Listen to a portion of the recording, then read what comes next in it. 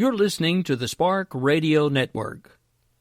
All right, guys, we're ready for our four-season sunroom, and Daddy's gonna get a rec room with refreshments. Oh, no. We'll be sleeping under the stars. Mom, what about the one with, the fun? Nice try, little bro. It's a gym. My gym. Hey, Grandma's getting her Four Seasons garden room. Weather tight and still like being outdoors. Maybe a living room. Oh, no, wait. A family hub. Yeah! No matter what the budget, the season, or the climate, Four Seasons Sunrooms let you and your family enjoy the outdoors inside. Call now to receive your free, no-obligation brochure from the premier manufacturer of sunrooms since 1975. More reasons for Four Seasons now. To find out more, call toll-free 800-928-7007. That's 800-928-7007. Call 800-928-7007 today.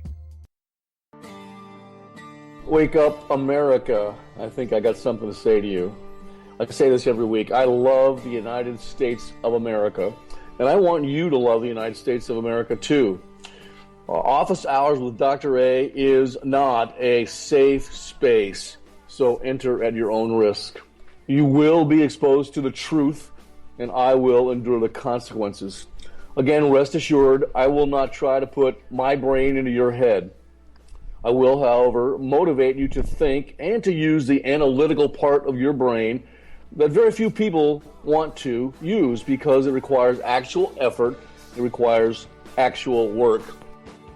You've reached the office of Dr. Randy Arrington. Please have a seat, and the doctor will be with you in just a moment.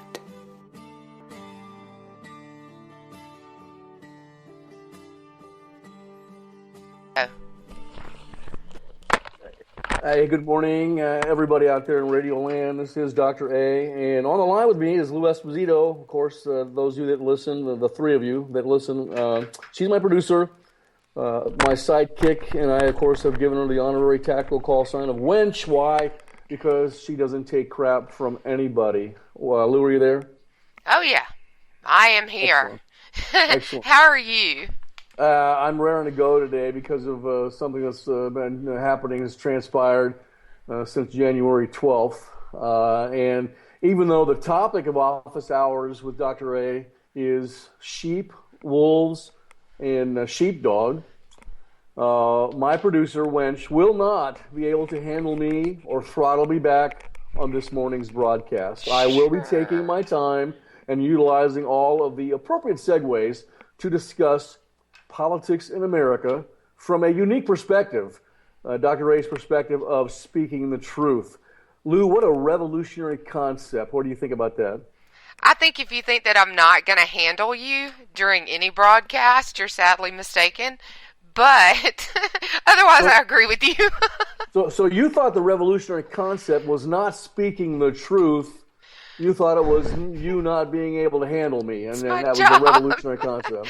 I'm your producer. It's my job. All right. Well, I am going to speak the truth and endure those inevitable consequences that seem to always come my way. So here goes, people. Listen closely to Dr. Ray. Back in November 1979, a new phrase was introduced into our national lexicon. That phrase, of course, was American hostages. On January 12th of this year, just hours before Barack Hussein Obama was to deliver his, thank God, final State of the Union address to a joint session of the Congress, Iran took 10 more American hostages. Now, for me personally, it was like deja vu all over again. Because I, as a young naval aviator, I was involved in the Naval Aviation Expeditionary Force that was sent to respond to that first Iranian hostage crisis. The USS Ranger, a CV-61, the carrier that I was attached to at the time, that Air Wing 2, I believe it was, spent 181 days at sea, continuous days at sea. In fact, at that time, it set the record for continuous days at sea without a port call. I was part of that. Honored and privileged to be, by the way. We were out there for the 181 days waiting patiently for President Jimmy Carter, a Naval Academy graduate, to make the bold decision that for some reason, Lou, he just never could quite bring himself to make. Now, Lou, let me ask you this analytical question.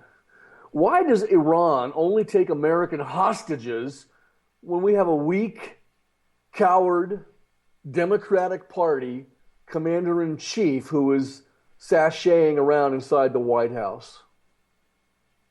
Why is that, Lou? Yes. I think the word sachet really kind of covers it. Would they, now I'm going to ask you a rhetorical question. Would they have done this with a Ronald Reagan or a Ronald Reagan type? Absolutely not. Absolutely not. The Russians couldn't even keep the wall up in Berlin under, I mean, sure, he wasn't actually president when it finally, when the Iron Curtain finally fell, but everybody knows it was his work that made it fall. Right. It's an interesting analytical concept you introduced there. Things that actually happen, the commander-in-chief, the president who is responsible for that actually coming to fruition, usually aren't in office when it happens. Yeah, very often. And with the economy as well. Right. And that's true of the economy as well. What do you think would happen? We mentioned this on your wonderful show last Thursday. What do you think would happen if Iran had seized a couple of those riverine-type boats from Putin's Russian Navy? What would Putin have done? He's ready to nuke somebody as it is. He's got he seems to have his thumb poised on the button and is like dying to push it. So there's no telling what would have happened to Iran, except that they wouldn't do it to Putin because they're Putin's friend. We just mentioned Ronald Reagan, his response to that Iranian hostage crisis. By the way, let me just say this. As a young 25-year-old naval aviator involved in that expeditionary force during the Iranian hostage crisis on the carrier USS Ranger, flying those missions in that environment, hostile environment, I was a Democrat, a registered Democrat. Of course, if you're not a Democrat or if you're not liberal when you're young, you've got no heart. If you're not, conservative when you get older, you got no brain. I'm completely heartless then. Yeah, well, because I've never in my life been a Democrat. Well, you've learned. You've learned what the truth is. Winston Churchill taught us that. Yeah. As did other great leaders from our motherland of Great Britain. So I mentioned Ronald Reagan. He's a hero of yours, as he is for many people. Yeah. And I mentioned Ronald Reagan type. I said, if a Ronald Reagan type was in the White House, do you think? Now I'm about ready. I'm very close, and you know this. So does Stacey and JD. Dr. Ray is very close to making his official endorsement for the GOP candidate that I would like to see win the nomination. I'm not quite there yet, but I'm close. Now here's my question to you. Do you see any Ronald Reagan types in that field that's been dwindled down to 11? Do you see any Ronald Reagan types? I see two that can play Reagan. If they, and I mean, Reagan was an actor, so he was playing a role to a great extent, and there is absolutely nothing wrong with that, especially in foreign policy and national security and in geopolitics. You have to play a role. That's what it's all about, is playing the tough guy. Yeah, I see two. Okay. And you're right about that, playing the role. Kennedy taught us this. The Democrat that he was sort of a right-leaning liberal. If you look at his policies, he would be shunned today, I think, in the new communist Marxist Democratic Party. That Mrs. Clinton and Debbie Wasserman Schultz can't tell us the difference between a communist and a Democrat today. They can't. That's because there is none. But he taught us that we can make mistakes in in policy in the United States as far as domestic policy. Usually the consequence there is we don't get reelected.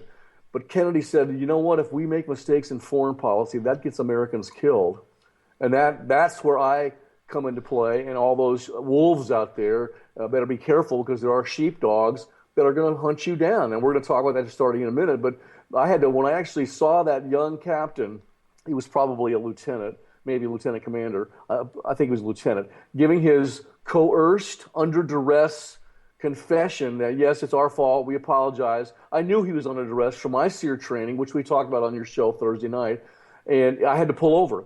when I actually saw that, because I couldn't drive anymore. I had to sit there and stew for a little while because I know what that kid was going through, and it upset me. I almost used the word piss, but I know we're on radio, but it upset me. So there are a couple of guys there I think that would assume the Reagan role, if you will, and be a hard-line type of conservative as far as with America's national security that's in that field. I really believe that. But these Democrats, they don't get it. And I just tweeted out something on my account, and it's getting lots of play on Twitter. I said, do you know how to tell when a liberal is lying? And here's my advice to you. Their lips are moving, their keyboard is moving, or their teleprompter is moving. You know what, Lou? Even Satan himself mixes in some little tidbits of truth when he is lying. So I want you to understand this. Before we get into sheep, wolves, and sheepdogs, you got to trust me on this one subject. We as human beings are what we do repeatedly.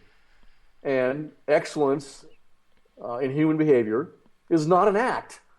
Excellence in human behavior is a habit. It's habitual. And that's why we always talk about speaking the truth and then enduring the consequences. Mrs. Clinton is a habitual liar, as is the President of the United States that's in the White House right now, because they do it over and over and over. They do it so much that I'm not sure that I think they can tell most of their lies, Lou, and their power depends on deception, deceiving 51% of the people into believing what they're telling them, those lies that they're telling them are true.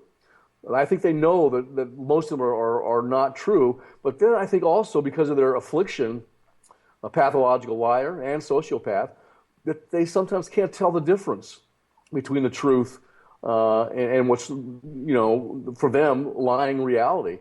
Mrs. Clinton, I've mentioned this before, Mrs. Clinton cannot be cured by any known pharmaceutical, psychological, or beads and rattles remedy. She is cooked for her life. She should not be entrusted with any power whatsoever, Lou.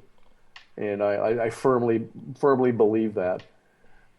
Today, we're going to talk about what type of individuals we have in society and what type of individual I'm hoping that you will choose to be. Because you know what, Lou? The United States is in a crisis situation as we speak. There are several different brand names of totalitarianism out there that are engaging in combat and war, have declared war against us, and we're getting it from all fronts. And the sooner the people realize that, maybe the sooner they can adopt a type of a mentality and behavioral dynamic that will help save the United States of America. Our founding fathers knew this. They said that it may come to fruition where you get somebody in the seat of power that their avarice and their greed for power makes them go in the direction of tyranny and despotism. And we have that right now. We have to fight that off tooth and nail. So today's topic, if you're ready, it comes from my good friend from the War College, Lieutenant Colonel Dave Grossman. And it's about sheep, wolves, and sheepdogs. Some of you have probably seen this mantra out there, maybe even read his article. But let's talk about this concept for human nature, human behavior. Honor and being honorable never grows old. Why? Well, honor rejoices with the heart of age as we grow. It does so because honor is, in the final analysis, about defending, courageously defending those noble and worthy things that deserve protection, deserve defending, even, Lou, if it comes at a high personal cost. Now, in our time, that may mean things like social disapproval, public scorn, Twitter trolls harassing us, as you're well aware of, as are JD and Stacy and Diane and Jody and the rest of them. Very familiar. Are you familiar with that? I'm very familiar with that, yes. Personal hardship, persecution, or as always, it might even require that we end up sacrificing our own lives, so even death itself. But in the end, these questions remain and should be answered. What is worth defending, Lou? What is worth dying for? maybe better yet, what is worth living for? Anything worth living for is worth dying for. Is that, I think I need to see that sheepskin from Meredith. I think I got a higher degree than just that bachelor's degree. It was very astute. I like that. Most of the people in the United States of American society, most of us are sheep. What do I mean by that? They are kind and gentle. They are productive creatures. How do you like that adjective, creatures? They are productive creatures. I'm here close to Atlanta. I'm in Peachtree City right now training the Air Force guys, and they have this little TV show they produce here. It's gone viral. It's called The Walking Dead. A couple of my church-going friends are what they call walkers. That's a little more than a little television show. That is a is it? Yeah. That's Walking Dead is pretty much a phenomenon, and it's the best zombie show I've ever seen. Quite frankly, they paint them up. They put them in the makeup chair for hours. I've seen pictures of her. She's a beautiful young woman and got a nice little family there at church, and they paint her up and make her look like one of those dead people walking around, zombies, and you can't even recognize her. But it's they got zombie Walking Dead stores here in Sonoya, Georgia, and a cafe. Kind of fun little dynamic. But so these sheep that we're talking about, they're kind and gentle, productive creatures who can only hurt one another by accident. Now this is true. You got to remember, if you're a fan of statistics, the murder rate is about 6 per 100,000 per year. And the aggravated assault rate is about 4 per 1,000 per year. So, and it's actually going down according to the FBI statistics. What that means is, those two statistics, and what those mean is the vast majority of Americans are not inclined to hurt one another. Some estimates say that 2 million Americans are victims of violent crimes every year. This is a tragic, staggering number. Perhaps it's close to an all-time record in this country for a rate of violent criminal activity. But there are about 320 million of us Americans, which means that the odds of being a victim of violent crime is considerably less than 1 in 100 in any given year. Furthermore, since many violent crimes are committed by repeat offenders engaging in recidivism, the actual number of violent citizens is more than likely considerably less than that 2 million figure we just looked at.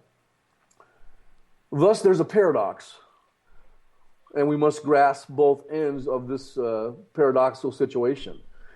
Lou, we may well be in the most violent times in history, but violence is still remarkably rare, even though ISIS and ISIL and Daesh and whoever else you want to talk about want to change that subject for us. This is because most American citizens, again, are kind, decent people who are not capable of hurting each other except by accident or under some form of extreme provocation. They are indeed sheep, tantamount to sheep. Now, I don't mean anything negative by calling some of my fellow citizens sheep.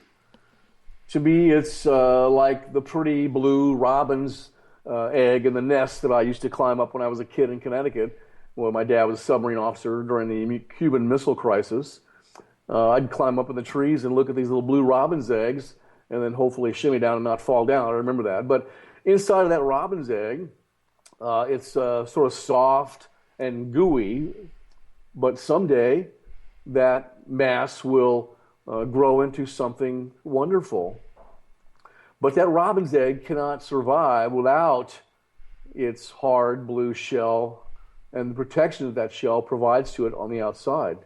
Now, police officers, soldiers, I would call first responders, firemen and EMT guys, and other warriors are tantamount, are like that shell in the robin's egg. And someday the civilization, the society of individuals that they protect, will grow into something wonderful, come to fruition. This is our youngsters. For now, though, they need warriors to protect them from Hulu, from the predators.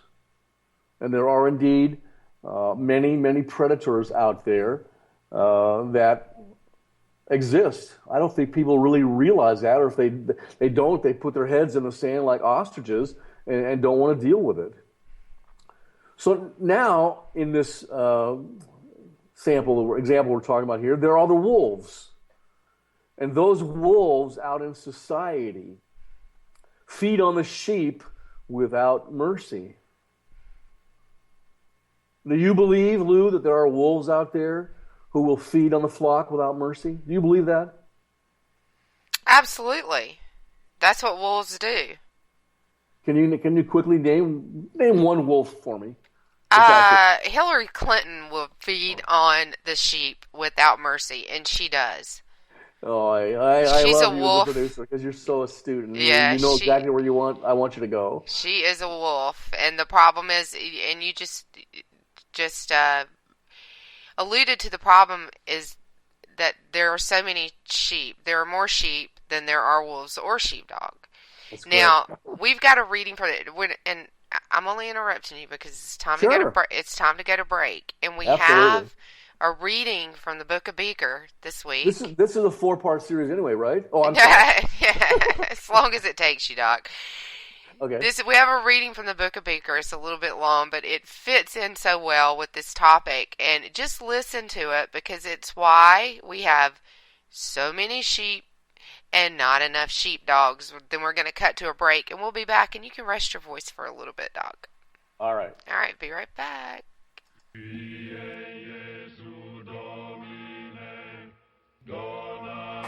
A reading from the Book of Beaker, 2 Testicles, verses 1 through 20.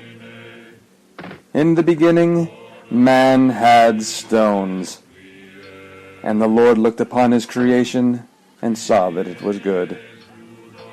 Then the Lord said, Go forth unto the world I have made for thee, and act not like a little bitch, but solveth thine own problems without drama. And man said, O Heavenly Father, we would never act as the little bitch doth act, for thou hast made us strong and true. And so for 7 times 7 generations man heeded the word of God, and flourished in the paradise created for them. When difficulties arose, man grasped his stones in his non-dominant hand, and with his free hand he made a fist, and shook it in defiance of that which plagued him, shouting, Come and get thee some, for I am man. And the women would stand beside their men, screaming into the formless black night, Though my stones are internal, they too are made of brass.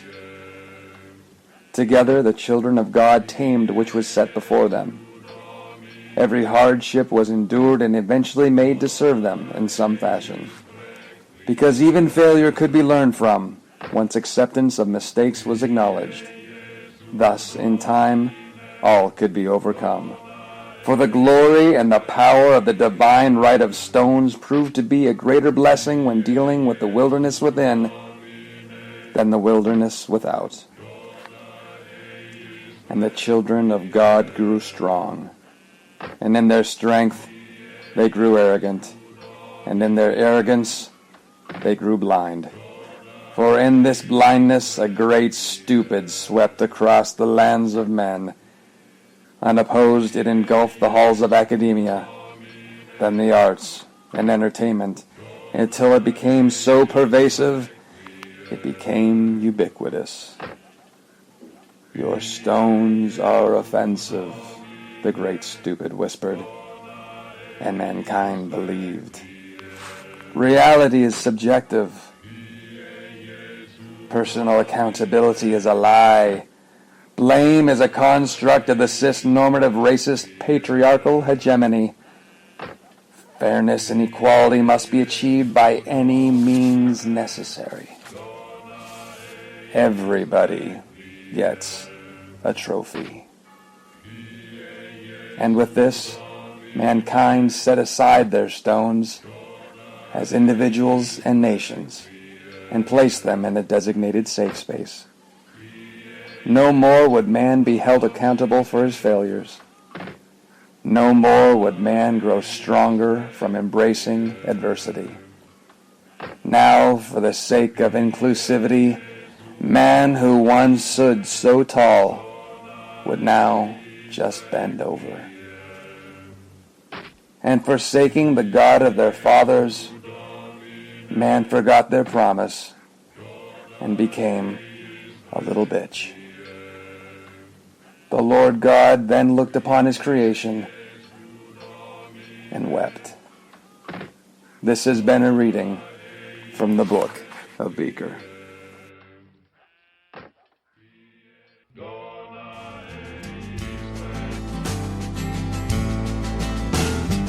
I looked all over, so how can it be? Here comes the wrecking ball, swinging at me.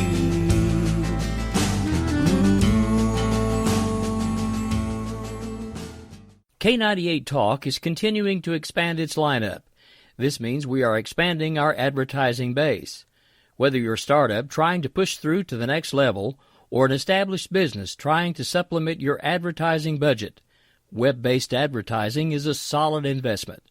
Thanks to Talk's newest partnership with TuneIn Radio and instant access to our sister station, K98 FM, we give you worldwide access at a reasonable cost.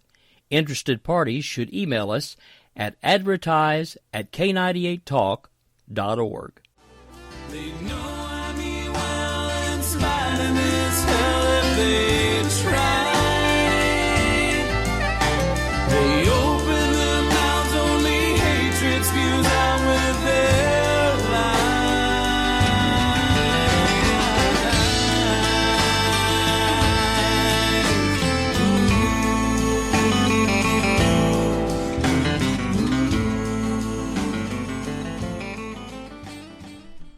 And our new bumpers are compliments of Tennessee Jed. He has a new CD on iTunes called Stronger. I think that there's only one song available. The rest of them will be available at the end of the month. Dr. A. I've got an electric guitar, a Les Paul, very expensive one, and I've got a really nice acoustic guitar that I kind of fiddle around with. I wish I could play it. That guy's a great guitarist. That's really nice. He's a fabulous guitarist. He composes all the music, all the different pieces, and he writes everything. He's phenomenally talented, and he's a friend of mine, so I'm a little bit biased. However, that's what you can do when you have a radio show. You can play readings and music from your friends like we just did. Now, that reading from the Book of Beaker was perfect because I think that he really encapsulates kind of how we got to this place where we have so many freaking sheep and not enough sheepdogs. And he's a sheepdog. He's an ex-military guy, if I'm not mistaken. He's definitely a sheepdog. He's a sweetheart, but when it's time to be a sheepdog, he's a sheepdog. You know, let's get back to this little thing we're talking about. I asked you the question, do you believe there are wolves out there who will feed on that flock of sheep without mercy? Trust me, this one subject. You better believe it, people. There are evil men and women in this world. I'm not a sexist. I believe that they're both, and they're capable of evil deeds.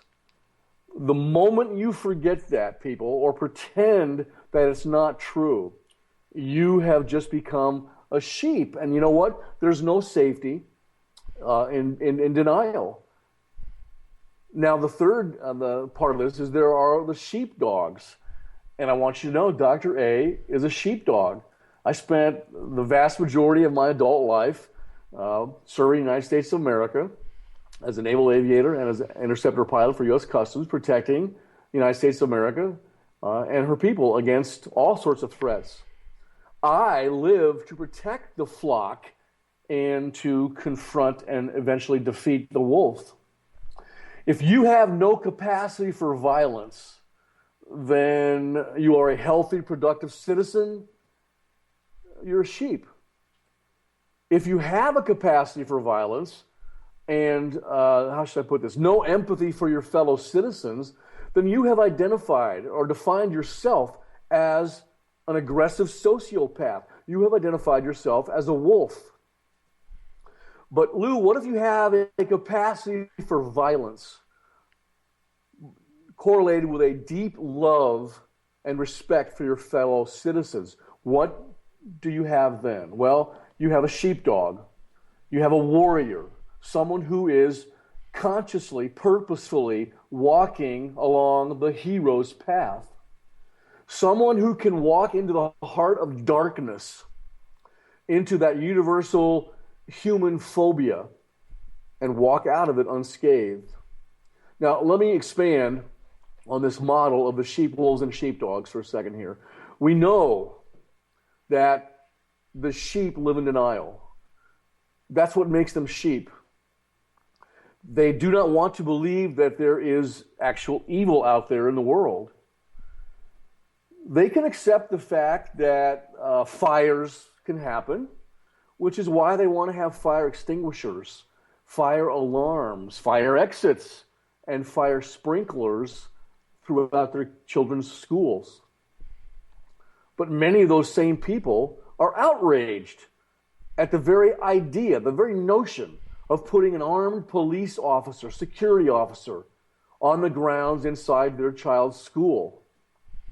You know what, Lou? Our children are thousands of times more likely to be killed or seriously injured by school violence than by a fire. But the sheep's only response to the possibility of violence is denial. The idea of someone waltzing in, coming in to kill or harm their child is just too hard of a concept to accept. And so they choose the path of refutation. They choose the path of denial. They select the path of least resistance. Now, the sheep generally do not like the sheepdog. You know why, Lou? Because to them, the sheepdog, he or she looks a lot like a wolf. They have fangs. They have the capacity for violence. The difference, however, is that the sheepdog must not, cannot, and will not ever, ever, ever harm the sheep.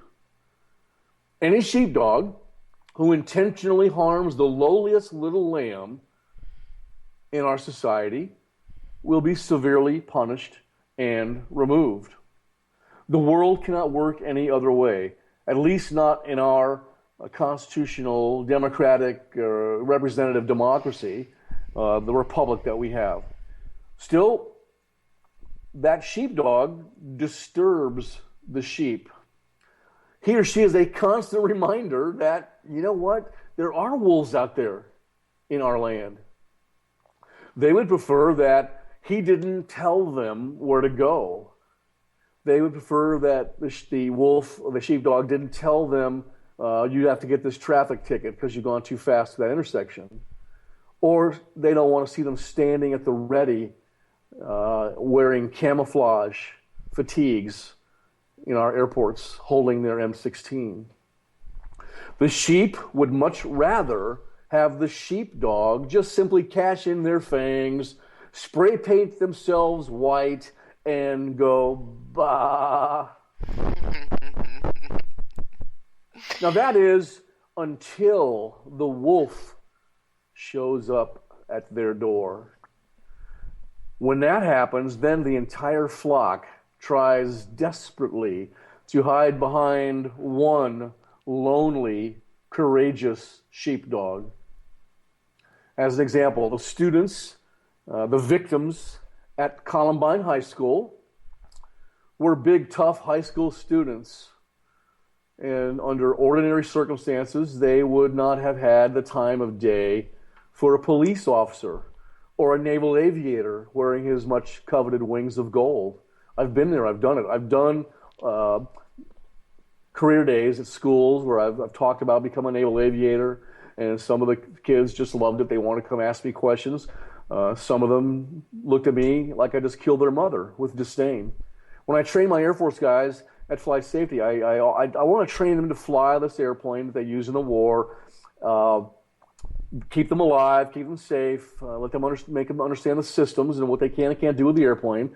But as a retired naval aviator, I also want to teach them about life and how to be a man, how to be a woman, courageous woman. Now, I don't know how to be a woman. Well, Stacy's going to probably laugh if you're saying that.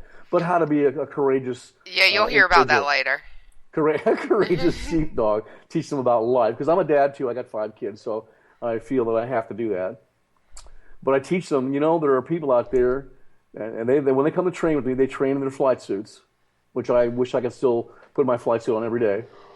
But I trained them. I said, you don't know this, but there are people out there that see you wearing that flight suit who hate your guts, and you don't even know it. They'll shake your hand, thank you for your service, give you a nice phony smile, and then when you turn their back, they want to stab you like you can't believe with words, rhetoric, which is that's a nice segue to an upcoming 2-part show we're going to do about words and wordsmiths and cowards. We're going to do that in a couple of weeks, I think. But these kids hadn't not the time of day for those police officers. Now they weren't bad children. They weren't bad high school kids. They just didn't have anything nice to say to a cop. But when their school was under attack, active attack, and SWAT teams were going in, clearing the rooms, room by room, hallway by hallway, those officers had to physically peel those clinging, sobbing children off of them. Lou, this is how the little lambs feel about their sheepdog when that wolf is knocking at their door. Look at what happened in the aftermath of September 11, 2001, when that wolf pounded very hard at our door. The greatest single sneak attack in the history of the United States. I think 2 times or maybe 2.5 times the amount of life lost in Manhattan. Those 2 buildings came tumbling down at the hands of Islamic terrorists and people that are waging war against us, as happened when the Japanese attacked us at Pearl Harbor. Do you remember in the aftermath of September 11th how America, more than ever before, in my humble opinion, felt differently for the time being, a temporary time being, about their law enforcement officers, their military personnel, and their firefighters and first responders? Lou, can you recall how many times you heard the word hero? Can you remember that? Hero, hero, hero. I do. Yeah, when I was younger, much more than now. What's interesting about that is, to do a segue here, is I was teaching at Tulane University that night. And it happened that morning. I was at work. I think I was in the gymnasium. I wasn't working out, but I was probably on the phone talking to somebody. When it occurred, the first aircraft hit the World Trade Center building there, and they over the loudspeaker, in the customs air operations there, came the call: all law enforcement officers to the war room immediately. And whenever we hear that, we know something's really bad. So we went in there, and the war room has these huge TVs, kind of like a CNN, Fox News main room there. We had all these different TV screens and computers and people and a lot of hubbub. And so we're standing there, in our flight suits and our guns, and our holsters, our ankle holsters and our shoulder holsters and around the waist holsters, which will make Tina happy and her husband happy, Slick. And we were looking at the TV screen there, and we saw that first building, on fire, the hole in the side of that building. The caption read, "Small aircraft flies into World Trade Center." And I was standing right next to Rock Ryan, a Marine Corps guy that was an interceptor pilot with U.S. Customs. And I looked at him, and we saw that hole in the side of that first building, the South Tower. And I said, "Rock, that doesn't look like a small aircraft to me." No, it didn't. No, and we stood there, and then on live TV, I can't remember how many minutes it was afterwards, watched the second airplane slam in the side. I believe the North Tower was the second one hit. Yeah. And then we knew we were at war. We knew exactly what had happened. We knew who Osama bin Laden was before the rest of America did. That was the first words out of my mouth. Yeah, those were the first 2 words out of my mouth when someone at work turned around and said, "Some kind of plane just hit the tower." And I pulled it up online and saw the picture and said those 2 words out loud. And, of course, everyone who worked with me, this was, 2001, everyone who worked with me said, who? Yeah, they didn't know. Yeah, he's a well-known person now, but nobody else in that building knew who the heck that was. I think Monmouth College really trained you well. Meredith, stop it. Oh, I keep forgetting where you went to school. Where did Stacy go to school? Clemson? No, I wouldn't be hanging out with her if she did. Oh, okay. Just FYI. Clemson is in North Carolina. Wait, no, it's in South Carolina. What's the difference? You are just going to get yourself in trouble, and you know what? I'm going to make you take another break just for that. We'll be back in 2.5 minutes so the doc can wrap up for the day before I kill him. We'll be right back.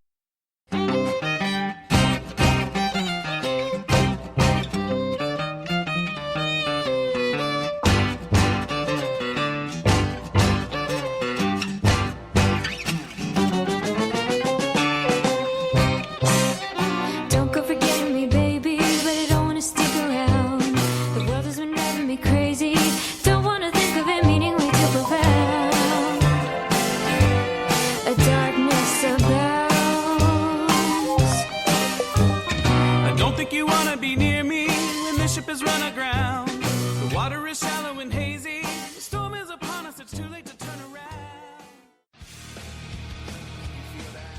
This is JD. And this is Stacy. Join us Tuesday nights, 10 p.m. Eastern for Game On. Remember, lock up the children and the old folks. Game On, the home of liberty-conservative conservatism. Where no one is safe and no one is spared. Not even the hosts. Oh, that was supposed to be a spin cycle. I'm sorry. Yeah, that's okay. We love you anyway. Right round, baby. Self-monitoring right Ebola radio strikes again. Anyway. Anybody see the host monkey? Where's the host monkey? Where's the host monkey? For God's sake, I need an antidote. Just do your rant. Let's pop out of the segment. Find us on Twitter at JD and Stacy. You're listening to K98Talk.com. I've seen this happen before. And there's a full moon out tonight. I'm a fool, but you can't fool me twice. I wear my secret deception just like a disguise. When I reveal myself in the light, stick around and you might pay the price. With the questions, it's time that we said our goodbyes. I knew that this wouldn't be easy. Try not to tie it down. Now nothing you say can appease me. If you wanted to go, then you would have been gone before now. The darkness abounds.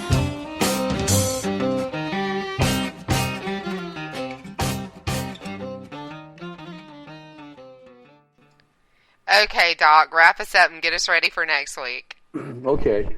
Now, please understand, Dr. A, there is nothing, how should I put this, morally superior about being a sheepdog. It's just what you consciously choose to be as a human being in society. And also understand this, that a sheepdog is sort of a funny little critter. He or she is always sniffing around out on the perimeter, checking the breeze, barking at things that go bump in the night, and yearning for that righteous battle. That is the young sheepdogs yearn for a righteous battle. I purposely said the word yearn. Us older sheepdogs, we're a little bit wiser, older. We move to the sound of the guns, however, right along with those young ones when it's required. Here's how the sheep and the sheepdog think differently. The sheep pretend the wolf will never come, but the sheepdogs live for the day when the wolf arrives at the door.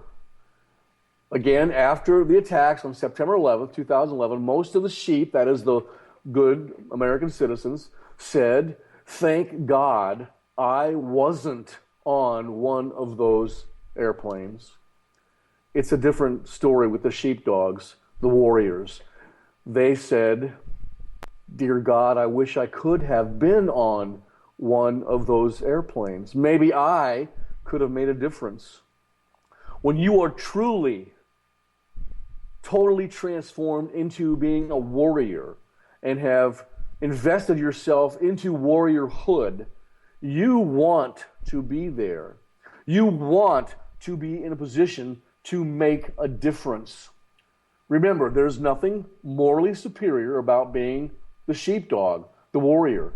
But the sheepdog does have one advantage, I think only one, and that is that he is able to survive and actually thrive in an environment that destroys 98% of the population. There was research conducted a few years ago with individuals who were convicted of violent crimes. These convicts were in prison for serious predatory crimes of violence, assaults, murders, and killing law enforcement officers, which is happening right now, left and right, with ISIL, ISIS, whatever you want to call it. We call them Muslims that are coming trying to kill the United States. Right now in my mind, I'm picturing that black guy, I think it was in Philadelphia, wearing his little white, whatever they call that Muslim garb, running across the street in the crosswalk, shooting at that cop, innocently sitting in his cruiser. I know it's not what they call it, but I call it the smock. Yeah, well, the smock. Yeah, luckily the young police officer did not die. That's in my head right now. The vast majority of these cons said that they specifically targeted their victims, by body language, slumped walk, passive behavior, and a lack of situational awareness. Something I always teach my pilots when they're flying. You got to have situational awareness. Know what's going on around you in your cockpit during a certain period of time, and be able to also project your situational awareness 10 or 15 minutes down the road. What am I doing now in my life, in my airplane, in my car, in this Publix shopping center? How will that affect me 10 or 15 minutes down the road? That's better situational awareness than just exactly what's happening right now. Think ahead, people. Think ahead. Those convicts, those ones that are convicted of all these different violent assaults, they chose their victims like the big cats do in Africa when they select one out of the herd that is least likely, least able to protect itself. Now, some people may be destined to be sheep, and others might be, how should I put this, genetically primed, if you will, to be wolves or sheepdogs. I think that's true, Lou. But I believe that most people can choose which one they want to be. And I'm proud to say that more and more Americans, and I see this all the time, are choosing to become sheepdogs. As a professor, I used to get questioned all the time about my students. And I was telling them, at least in my classes, that I thought more and more of my students, even the mega liberal ones, who never walked out of a lecture with Dr. A, are becoming more properly educated about the truth. They're not being fed, they're still being fed a bunch of liberal hogwash lies, and these liberal professors trying to convince them these lies are the truth. But it seems to me that it's likely that more and more of these college students are starting to realize that they're being fed these lies by these mega liberal professors, and they're starting to question what they're being told, which they should do anyway. Use that rational thought process, the analytical part of their brain, to find out the truth on their own, and not just be turned into a communist robot. Yeah, and I like that. And unfortunately, the communist robots that are still out there are becoming more deeply engulfed and ingrained into that cultural Marxist diatribe and that crap, and the political correctness, which is going to kill the United States if we don't nip it in the bud. Several months. By the way, before we get into this, I was teaching that night at Tulane University, and I went to class. This was on 911, and I told the students that I wasn't going to hold class that night because the United States was under attack. Some of them didn't even know this. Some of them did. And I told the class, look, I will stay. We're not going to do lecture tonight, but I will stay, and we can have a little round table forum if you choose to. We can talk about what's happening, and I'll let you express your opinions. I'll be like the moderator. We'll talk about it. And every one of my students that night at Tulane University, they're in New Orleans, stayed. And we talked, by the way, Tulane University is where rich Northeastern parents send their dumb second kids. No, I'm kidding you. I'm just teasing you. They send them to Meredith or No, that they send them to Duke. They send them to Cornell. They send them to Duke. Dumb second kids go to Cornell. No, I'm kidding. So they stayed, and I listened to them, and it was the moderator. I let them look each other in the eye and discuss stuff, and I never throttle my students back or try to stifle them. You just give me a good argument, and I'm going to be on your side as far as you being able to talk. So I believe in the Constitution and your right to talk, First Amendment. Okay. Mm-hmm. And then afterwards, I told them, before I left, I let them go that night. I said, "Here's what's going to happen over the course of the next several months. You're going to have American patriotism skyrocketing on both sides of the political continuum.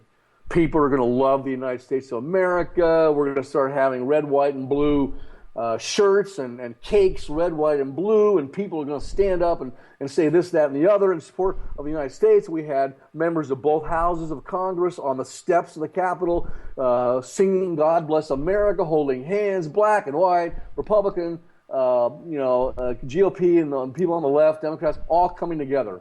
And that's what you saw temporarily. And that's what I told them. I said, this is going to be temporary. It won't take very long for those people that hate the United States of America to go right back into their mantra, their cultural Marxist, political correctness, hating of America, and it's going to happen. And that's exactly what occurred, Lou. Do you remember that? I do. Yeah, that's exactly what happened. Yeah, of course I do. We were fighting it by the end of the semester.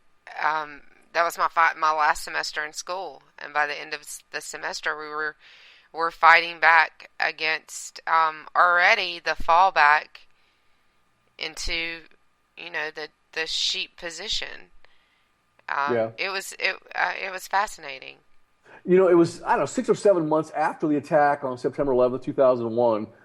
That Todd, I think his name was Beamer. Todd Beamer was honored in his hometown in New Jersey. I think it was Cranberry, New Jersey.